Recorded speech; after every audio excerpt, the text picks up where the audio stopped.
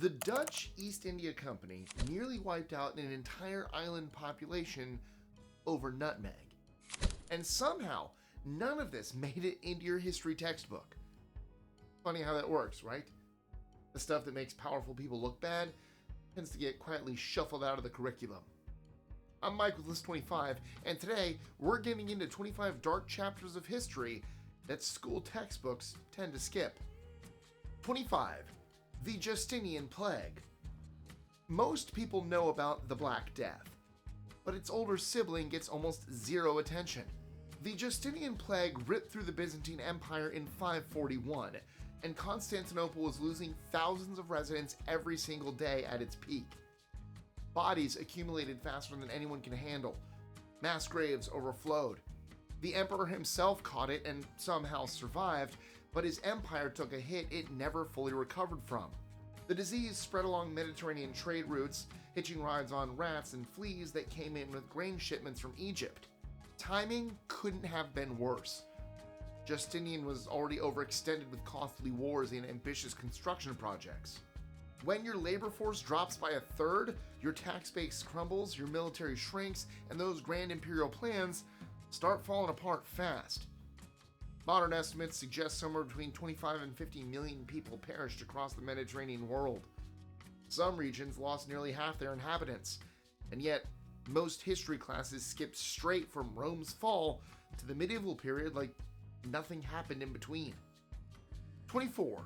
The Opium Wars. Britain had a trade problem. China was selling them tea, silk, and porcelain, but the Chinese weren't buying much of anything British in return. The solution? Flood China with opium grown in British-controlled India and get millions of people addicted. Problem solved, right? When the Chinese government tried to stop the drug trade, because, mass addiction was destroying their society, Britain responded with warships. 2 wars later, China was coerced into opening its ports, handing over Hong Kong, and accepting the continued flow of opium into its borders. The treaties that ended these conflicts are still called the Unequal Treaties for a reason. This wasn't some rogue operation. It was official British policy backed by the Crown and Parliament. An entire nation was forcibly drugged for profit, and when they resisted, they got cannon fire. Textbooks tend to frame this as opening trade with China rather than what it actually was. State-sponsored drug trafficking enforced at gunpoint. 23. Japan's erasure of the Ainu. Japan likes to present itself as ethnically homogenous, but that narrative required erasing the people who were there first. The Ainu tribe, indigenous to Hokkaido and surrounding islands, faced over 100 years of deliberate marginalization, starting in the Meiji period, when the government declared their ancestral lands vacant territory and handed them to Japanese settlers. What followed was cultural demolition dressed up as benevolence. The 1899 Former Aborigines Protection Act sounds helpful until you read what it actually did. It banned traditional fishing and hunting, outlawed ceremonial practices, compelled children into Japanese-only schools, and pushed communities onto small plots of bad farmland. With this, kids had their names changed, their language forbidden, and their heritage labeled as primitive. The Ainu weren't officially recognized as indigenous people until 2019. Over 100 years of policy designed to make them disappear, and only recently has Japan started acknowledging what happened. Most of the world has never heard of them at all. 22. The Moriori Tragedy. The Chatham Islands sit about 500 miles east of New Zealand.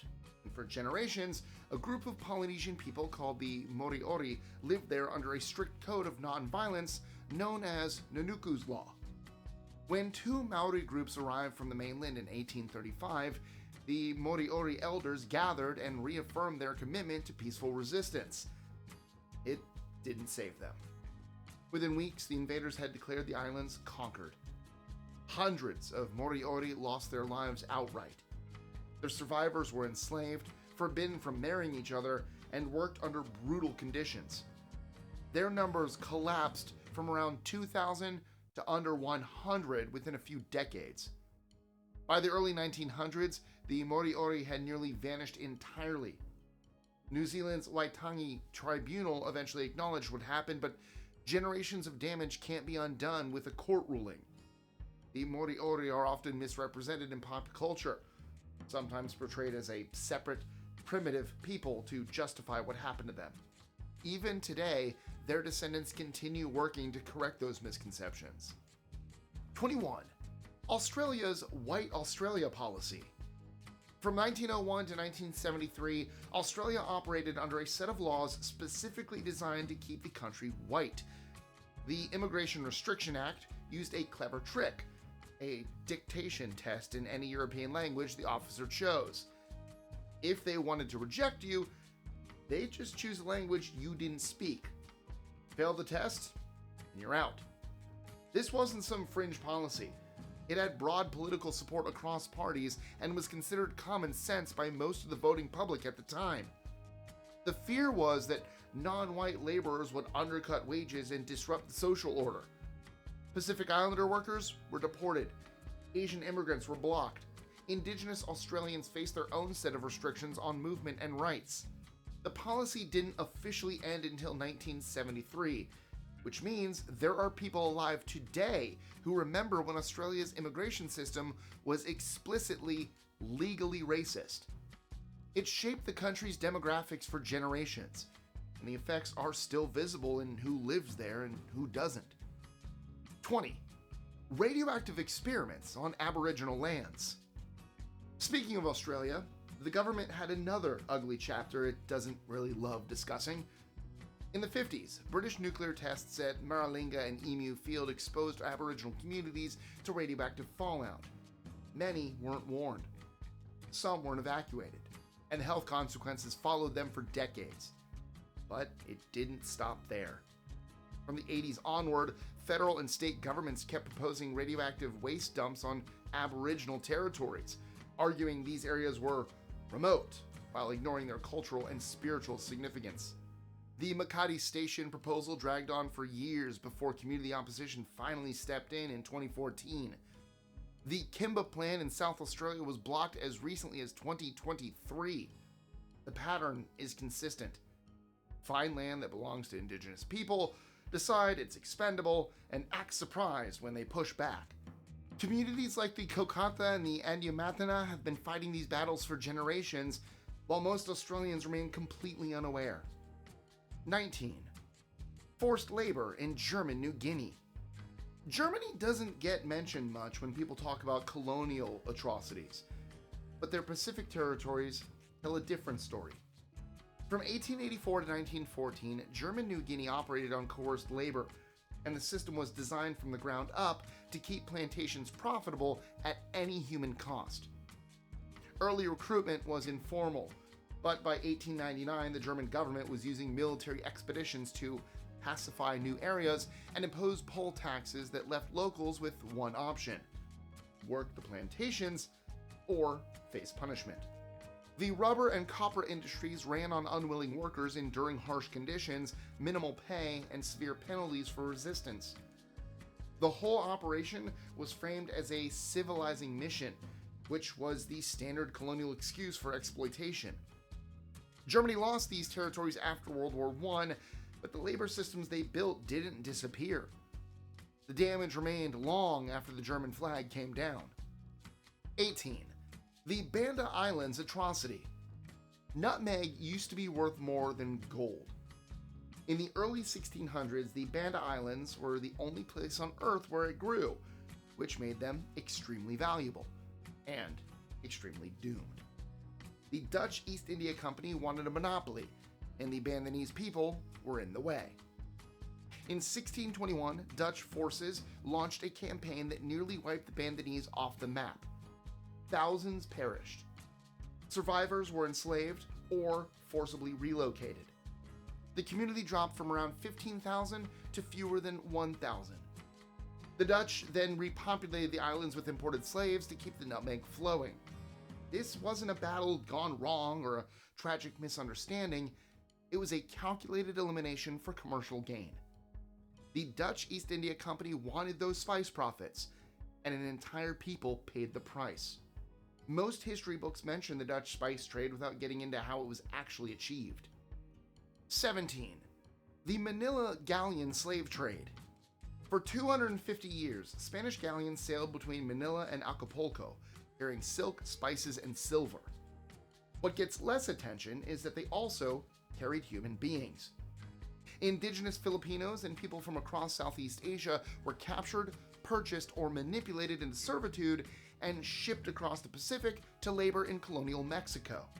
The voyage itself was brutal, with months at sea in overcrowded conditions and high rates of disease. Those who survived faced lives of compelled labor in cities, plantations, and households throughout New Spain. Many never saw their homelands again.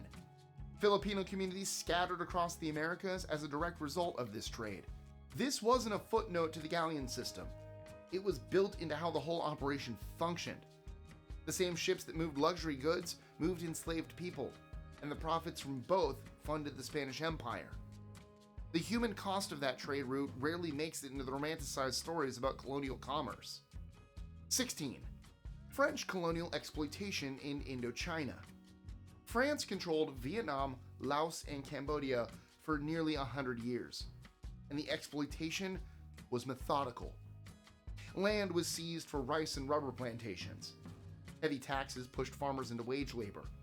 Roads, railways, and ports were built with coerced workers who faced mortality rates nobody wanted to track too closely.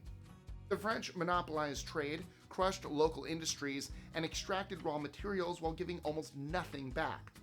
Infrastructure development served colonial interests, not the people actually living there. Education was limited and designed to produce compliant workers, not independent thinkers. Traditional social structures were undermined while French administrators enriched themselves. When Vietnamese resistance movements started gaining traction, the French response was predictably harsh. The independence struggle that eventually led to the Vietnam War had its roots in nearly 100 years of this treatment. You can't understand what happened in the 60s and 70s without first understanding what France did in the decades before. 15. The Franco-Siamese Crisis. French gunboats sailed up the Chao Phraya River in 1893 and parked themselves outside Bangkok with a simple message: give us what we want, or else. What they wanted was Laos, and Siam, modern Thailand, wasn't really in a position to argue with naval cannons pointed at their capital. The Franco-Siamese Treaty compelled Siam to hand over territory east of the Mekong and accept French dominance in the region. Thailand avoided full colonization, but only by becoming a buffer state squeezed between British Burma and French Indochina. Their sovereignty came with an asterisk. The crisis accelerated reforms in Siam as leaders scrambled to modernize and avoid becoming the next colonial acquisition. It worked. Technically. Thailand is the only Southeast Asian country never formally colonized. But we kept our flag while losing huge chunks of territory under military threat isn't exactly a triumph worth celebrating. 14. The Rohingya Crisis. The Rohingya have lived in Myanmar's Rakhine state for generations, but the government calls them illegal Bengalis and denies them citizenship. No voting rights, restricted movement, limited access to education and healthcare. They've been stateless in their own homeland for decades. Then came the military operations of 2016 and 2017, which burned villages and tore families apart. Over 1.2 million Rohingya fled to Bangladesh, where they remain in overcrowded refugee camps with no clear path forward. International organizations have called it ethnic cleansing. Some use stronger terms. What makes this particularly frustrating is that it's happening right now, not in some distant historical period. The world knows about it. The evidence is overwhelming. And yet the Rohingya remain in limbo, unwanted by Myanmar, unable to return, and largely forgotten by the international community that expressed outrage and then moved on. 13. Portugal's conquest of Ceuta. Portugal captured the North African port city of Ceuta in 1415, and European colonialism officially kicked off. Not just a military win, this was the starting point. What followed was generations of exploitation, enslavement, and resource extraction that eventually touched every corner of the planet. So, why Ceuta? Religion, money, and power. The Portuguese wanted to hit back at Muslim powers, get their hands on trans-Saharan gold routes, and set up a base for pushing further into Africa. Ceuta checked all three boxes.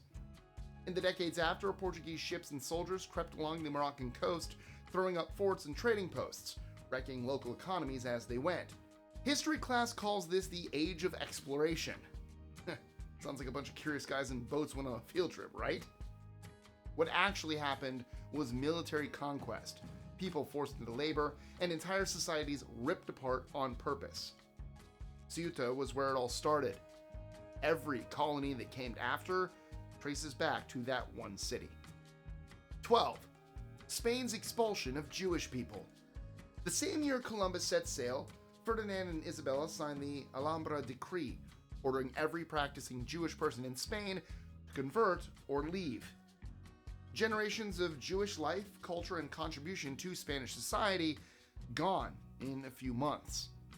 Families had to sell homes and businesses at whatever price they could get, which wasn't much when everyone knew you had no choice.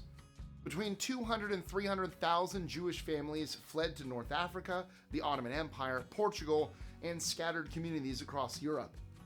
Those who stayed and converted faced the Inquisition, which spent the next few generations hunting down anyone suspected of secretly practicing Judaism. The expulsion was part of Spain's push for religious uniformity after the Reconquista, the centuries-long campaign to reclaim the Iberian Peninsula from Muslim rule. One faith, one kingdom, no exceptions. The economic and cultural damage was immense. Spain lost skilled merchants, doctors, and scholars who took their talents elsewhere. The Ottoman Sultan reportedly mocked Ferdinand for impoverishing his own kingdom to enrich others. 11. The expulsion of the Moriscos. Spain apparently didn't learn from 1492, because a little over 200 years later, they did it again. This time, the target was the Moriscos, Muslims who'd been forced to convert to Christianity after the Reconquista. Between 1609 and 1614, the crown kicked out somewhere between 275 and 300,000 of them. Pack your bags, you've got weeks to leave. The excuse? Suspicion. Even though the Moriscos were officially Christian, people accused them of secretly practicing Islam and holding on to their old traditions. To the crown, they were untrustworthy enemies hiding in plain sight. So Philip III put pen to paper, and suddenly families who'd been in Spain for generations were getting shoved onto boats at the nearest port. Plenty didn't survive the journey. With violence, disease, and shipwrecks, the deportations were brutal. Those who made it to North Africa had to start over with nothing. And Spain? They just gutted their own agricultural workforce. Some regions didn't even recover for decades. 10. Political repression under King Farouk. Egypt's King Farouk ruled from 1936 to 1952, and his administration was a masterclass in how to turn a citizenry against you. Political opponents were monitored, harassed, and imprisoned. Elections were manipulated to ensure pro-monarchy results. Censorship kept critical voices out of the press, while the royal family lived in extravagant luxury. The disconnect was staggering. Ordinary Egyptians dealt with poverty, food shortages, and limited opportunity, while Farouk threw lavish parties and accumulated a legendary collection of expensive toys. Labor unions were suppressed. Nationalist movements were crushed. Anyone questioning the system faced the security services. By 1952, citizens had had enough. Military officers led a revolution. Farouk fled to Italy, and Egypt became a republic. The Farouk era is sometimes remembered for its glamour, but underneath the palace lifestyle was a police state that made life miserable for anyone who wasn't connected to power. 9. The Armenian Tragedy. The Ottoman Empire decided its Armenian population had to go. What unfolded between 1915 and 1917 was catastrophic. Deportation orders that sent families marching through deserts with no food, water, or shelter. coordinated violence wiped out entire communities. Estimates put the number of Armenians who lost their lives between 800,000 and 1.5 million. The Ottoman government justified this as a wartime security measure, claiming Armenians might collaborate with enemy Russia. What actually happened was calculated destruction. Intellectuals and community leaders were rounded up and eliminated first. Then, the general inhabitants marched until they perished or were confined in camps where starvation and disease finished the job. Turkey still won't call it a genocide, and that's been a sore spot in international relations ever since. Survivors ended up scattered everywhere, building new lives while refusing to let the world forget what happened to their families. It wasn't until 2021 that America officially said, yeah, this happened. Over 100 years. That's how long it took. 8. Taiwan's White Terror. For 40 years, Taiwan lived under martial law, and the consequences were severe. The White Terror era from 1947 to 1987 saw tens of thousands of Taiwanese imprisoned, subjected to harsh treatment, or executed for alleged opposition to the ruling Kuomintang government. Intellectuals, students, labor organizers, anyone who might challenge those in power was a target. It began with the February 28th incident in 1947, when government forces violently suppressed an uprising against Kuomintang corruption. What followed was 4 decades of surveillance, censorship, and political persecution. Families were torn apart. Careers were destroyed. Speaking out meant risking everything. Taiwan eventually transitioned to democracy in the late 80s, and the White Terror is now taught in schools and commemorated in museums. For a long time, this period was simply not discussed. Survivors stayed silent out of fear, and the full scope of what happened only emerged after the political climate changed enough to allow honesty. 7. Nepal's Rana Autocracy. From 1846 to 1951, Nepal was run by a single family that treated the entire country as its personal property. The Rana prime ministers held absolute power, while the monarchy became purely ceremonial. Dissent was crushed. Political freedoms didn't exist. The country was deliberately isolated from the outside world. The system began with a literal bloodbath, the Kot incident of 1846, where Jungbador Rana seized control by eliminating his rivals in one violent night.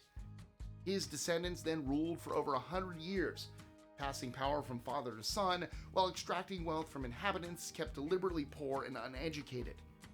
Development was minimal. Infrastructure served the Rana estates, not the country.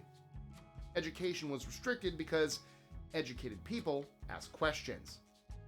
When the autocracy finally fell in 1951, Nepal was one of the least developed countries in the world.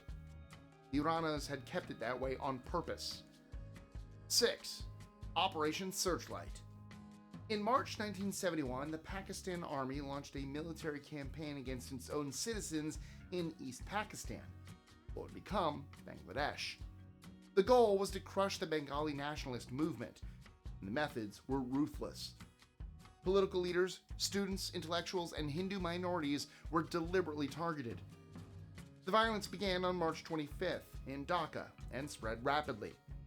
Neighborhoods were burned. Universities were attacked. Estimates of civilian casualties ranged from hundreds of thousands to over 1 million, though exact numbers remain disputed. Millions more fled across the border to India, creating one of the largest refugee crises of the 20th century. The international response was muted at first. Cold War politics meant major powers were reluctant to intervene.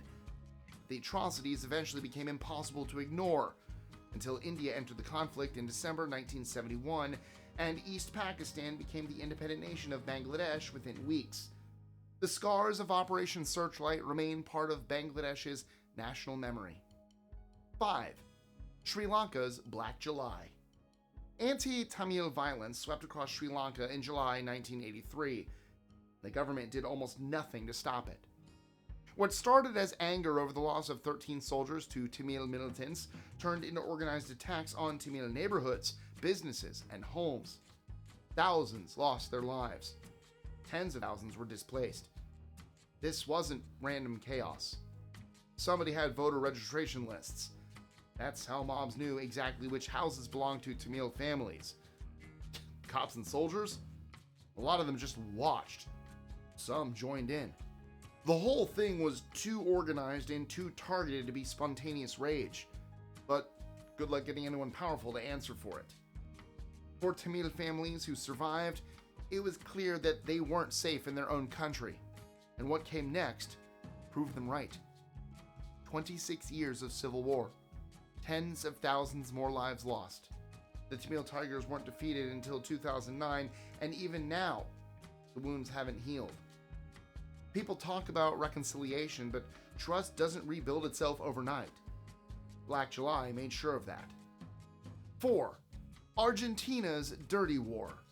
Argentina's military junta had a problem with anyone who disagreed with them. Leftists, union folks, students, journalists.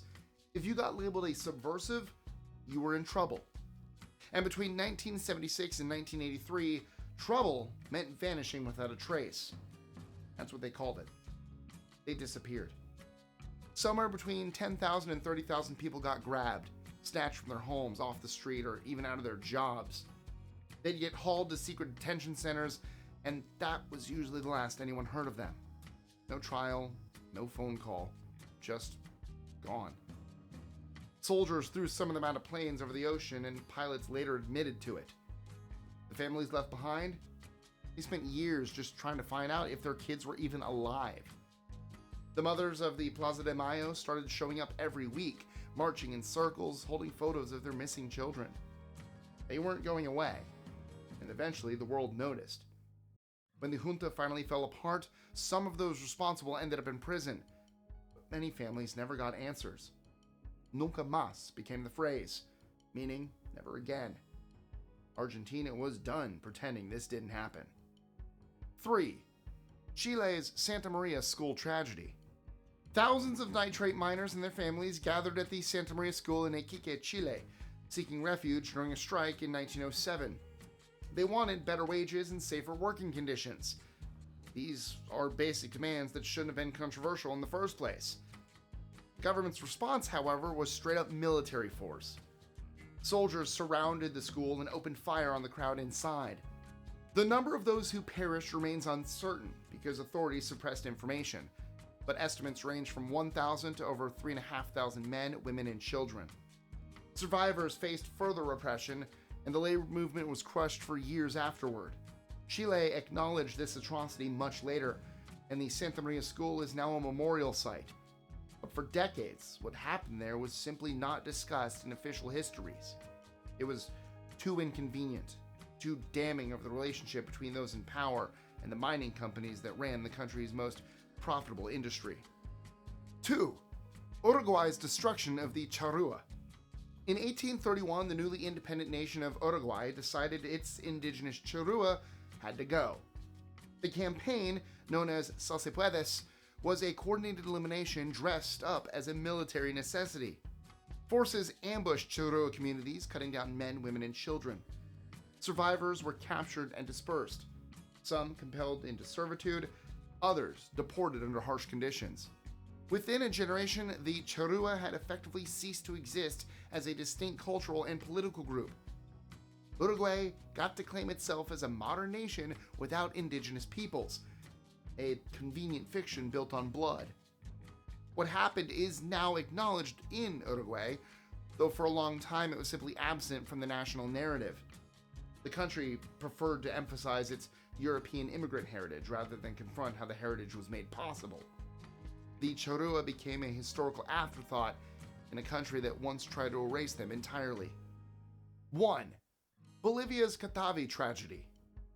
On December 21, 1942, Bolivian soldiers opened fire on striking tin miners and their families at the Catavi mine. Workers wanted better wages and safer conditions. What they got was gunfire. Estimates of those who lost their lives range from 50 to 200, with many more injured or arrested. The incident laid bare the relationship between Bolivia's government and the mining companies that dominated the economy. When profits were threatened, workers were expendable. International condemnation followed, and the incident helped galvanize the labor movement that would eventually reshape Bolivian politics. What happened at Katavi isn't widely known outside Bolivia, which is exactly the problem this entire list addresses. History remembers what power structures choose to teach. These 25 entries were too inconvenient, embarrassing, or too damning for comfortable classroom discussion. But they happened. And pretending otherwise doesn't make them go away. 25 entries of history that got edited out of the curriculum. Colonizers who committed atrocities for spices. Governments that turned on their own people. Entire communities were erased because they were inconvenient. The sanitized version of history might be easier to teach, but it's not the truth. If you want more of what your teachers left out, click here for 25 dark historical secrets kept out of the classroom. As always, don't forget to like, share, comment, subscribe, hit that notification bell, and I'll catch you in the next one.